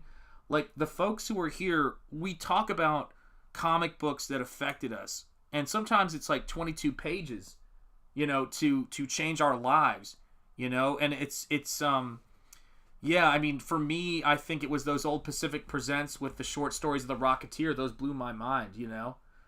Yeah, absolutely, man. Vero's a veteran of comics, man. Been keeping it real forever. Comicsgate is a new movement. Will be encased in history. You're absolutely right, man. And when we got an original gangster in the chat, like Vero, you gotta pay respect. Yeah, sweet. Indeed, man. Yeah, we love this stuff. I mean, it seems obvious to say that we love comics, right? It seems, you know, hopefully, right? We love comics, but I think the thing that is really amazing is when you start talking to people and you get to meet people in this space and they talk about the comics that shaped them. Everybody will have a different story, and I'll give you an example. I've met two people. I never read the Nightfall series, the Asbat series, right? And I know we've got CG creators who worked on it, for God's sake. But this is the thing. The reason why I started reading it and looking at it was because of fellow fans going, you gotta read it, it's such a great story, and them sharing their passion for I read the Sword of Azrael because I love Kevin Nolan, and Joe Quesada being inked by Kevin Nolan is chef's kiss. But they really got me to understand that character. Particularly Camel Moon was talking about it passionately. And I was like, man, I got to check this thing out. And I've now fallen in love with it. That's what comic, fans do. We share stuff with each other like that, man. Let's see here. My cousin recommended learning Maya to get into CG animation. I never did. He's a producer for Paramount now. That's awesome, man. That's terrific. Yeah, that's what my son uses to do all of those World War II documentaries and documentaries on aircrafts and ships. He uses Blender, but he's working in a 3D space, man. Yeah, that's awesome, dude. Jim Cox, right on, man. Right on. Yeah, I mean, we're very what am I saying? We are spoilt for amazing people in and around CG. And, I remember when Gabe went out to dinner with Dean Cain, and Dean, put his phone on Dean Cain, and D. Cain said, "Hi, Comicsgate." Like, that is how people are in this space. It's like we got folks of all backgrounds. You got Gina Carano knows about us and knows what we're doing, and God bless her, she's an amazingly strong human being. But I mean, and by the way, I just want to say this. I know I've said it before on stream. If you haven't seen Terror on the Prairie with Gina Carano, I love Westerns. I was blown away. I thought it was a really, really good movie. So if you have been thinking about giving it a chance, get Daily Wire and check out Terror on the Prairie. It's really good, Oh, yeah, there you go. Yeah, Our Man was being dissed for being a drug addict. There you go. Yeah, Sword of Azrael. Yeah, absolutely, man. But if you haven't seen Terror on the Prairie, man, holy cow. It's, the cinematography is great. Gina did a much, how do I put this? I thought that Gina was a great action actor in The Mandalorian. I was impressed by her. I thought she was great in Deadpool. She did some really great stuff. But I was really impressed by her acting chops in Terror on the Prairie. Really impressed. And as a Western fan, I've seen some really great Westerns. And so I have kind of a high bar for them. Open Range is still one of my favorite of, modern Westerns. But holy cow, man, she really delivered. It was a great story. And it was actually practical too. Like it didn't feel like, you had an overpowered character and that the stakes weren't high. They really set those stakes up for you. God, I'm hungry when I think about steak when I say that. It's tragic. Absolutely tragic. All right, let me see what we've got going on here. Yeah, absolutely. Oh crap, let me go back here. Just Hope CG is spoiling our up-and-coming... Just Hope CG is spoiling our up-and-coming creators. I liked Spider-Man Clone Saga. I like Kane and Ben Reilly. There you go. See here a lot. More educating than spoiling. Yeah, I think the thing that I would say is that because we're streaming and because we're putting this stuff out there, you have every opportunity, especially with YouTube, to learn how to do a lot of things in CG. But the other thing I would say is a lot of the stuff I've been doing and learning lately has been looking at people who aren't CG and aren't even associated with really any of this type of stuff. Like, say, the Townsends, who are about 18th century stuff. Looking at their production value, looking at their success, and seeing what stuff I can learn from it. Now, that's not going to be for everybody. A lot of people look at other way bigger creators. And so it's not about like, oh, how can I do more like that? But sometimes I just think it's going to be new people coming in and bringing new ideas to the table and being successful at it. Not just saying, oh, I don't do it that way, but like really showing and demonstrating there's a new way of doing things that's more successful that is going to cause us to, or make it possible for us to keep getting to the next level. And I think the only way that we'll ever risk stagnation is if we put ourselves in a situation where, you know, we're not innovating and where we're not, having people try new things. And that's kind of the greatness of what we do here, is trying the new things, Oh, shoot, I'm missing stuff here. Yeah, John, no doubt. Also, Identity Crisis, much better than people give it credit for. There you go. Yeah, absolutely. Yeah, the education thing's important. I mean, I was a teacher for so long, I can barely think about education anymore, but I'm sure I'll get my second wind. Open Range is great. I haven't watched Terror on the Prairie. Yeah, it's worth a watch. Legit. Yeah, no kidding. Gina did nothing wrong. Yeah, justice for Gina. Amen. All right, guys. Well, I just heard dinner arrive at my house, and I got to eat something. Almost made it 2 hours, though. We're doing great, guys. And thank you for being here, guys, so much.